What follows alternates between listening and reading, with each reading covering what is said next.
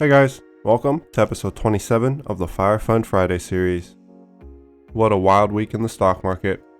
We started off this week with an absolute bloodbath. I'm pretty sure Monday gave me depression. But luckily for us, this was a very dynamic market. Tech stocks have not fully recovered yet, but things definitely seem like they're trying to bounce back. I managed to buy plenty of my favorite stocks at a discount, and my JP Morgan account transfer into Robinhood completed. So we have a consolidated portfolio with a few dividend growth companies added to the F.I.R.E fund. It was for sure an exciting week, so let's jump right into it. On this channel, I talk about all things finance, wealth building, and how you can achieve the life of your dreams through financial independence. If you want to join me on this journey to financial independence, go ahead and hit that subscribe button. As you can see, it was a very busy week.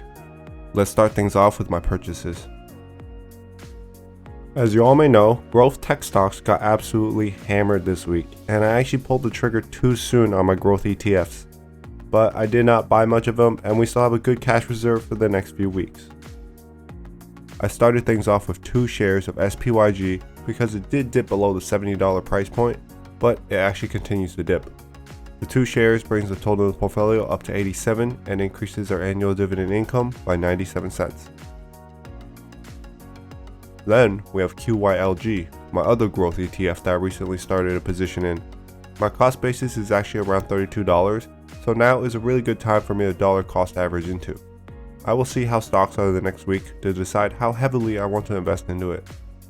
In the meantime, I picked up 5 shares this week, increasing the total of the portfolio up to 11 and bringing in an additional $15.77 of annual income. After that, I saw CIM dropped below the $15 per share mark, so I picked up 16 shares this week, bringing the total in the portfolio up to 142 shares, and increasing our annual income by $20.30. I think this is a good stopping point for CIM now. This stock pays quarterly and is generating about $40 per quarter, which is enough to buy about 3 shares on its own. After that, I saw NUSI drop below the $27 range, which is far enough below my cost basis to pick up a few more shares. But I think I'm done buying the stock as well. It is actually dropping harder than QYLD and RYLD, even though it's designed to withstand large price drops. The 4 shares I picked up brings the total of the portfolio up to 120 and increases our annual dividend income by $8.12. Below that, we have RYLD. This stock actually did not drop by much, but when it entered the $23 per share territory, I hopped on the opportunity. We picked up 25 shares this week, bringing the total in the portfolio up to 268 shares and increasing our total annual dividend income by $69.64. Then, we had another big purchase this week for QYLD. It dropped below $22 per share, and my cost basis seems to be getting lower every single week. I purchased 28 shares this week, bringing the total in the portfolio up to 270 shares and generating an additional $73.06 of annual income. Besides our normal purchases, we actually got paid a lot of dividends this month, which were all reinvested. I don't list the cost of these shares because they were purchased for me by dividends instead of using my own cash. First, we have RYLD. The dividend this month was enough to purchase 3 shares on its own, bringing our position to 271 shares and providing us with an additional $8.36 annually. Then we have QYLD, which paid a very large dividend this month, purchasing an additional 4 shares for us, bringing the total up to 274 shares in the portfolio and generating an additional $10.44 annually. Below that, we have DIV and SRET. The dividends were able to purchase an additional 2 shares each, giving us just over $3 in annual income. Dividend reinvestment is the best part of this process because we can see our money earning us even more money passively.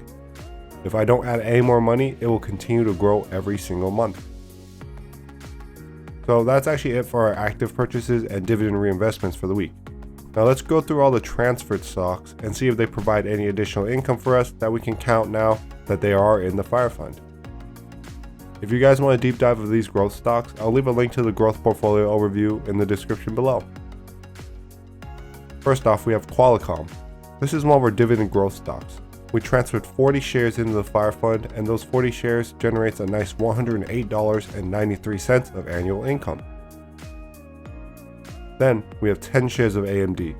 This is one of our pure growth positions that generates no dividends. Below that we have Microsoft.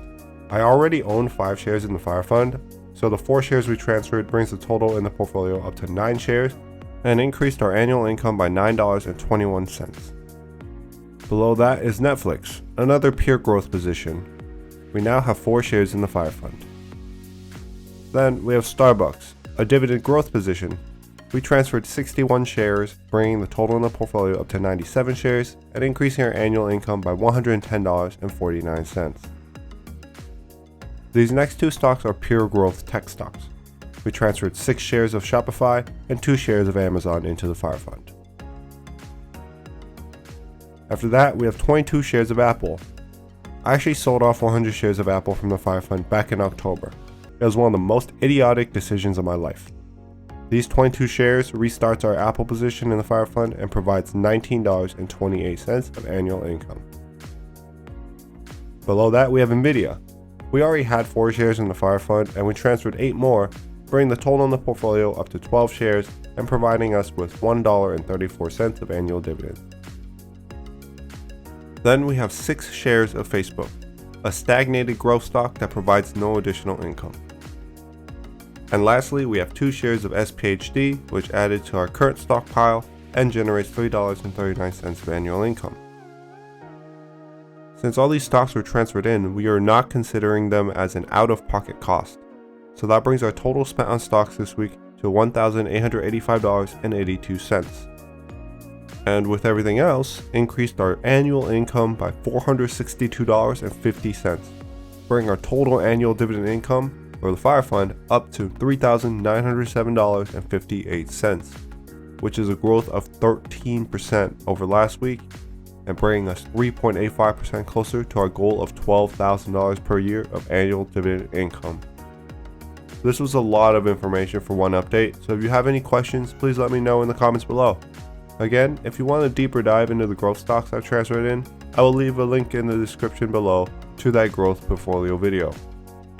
And that's it for another F.I.R.E Fund Friday. I hope you guys bought the dip this week. And as always, thanks for watching, and I'll see you guys on the next one.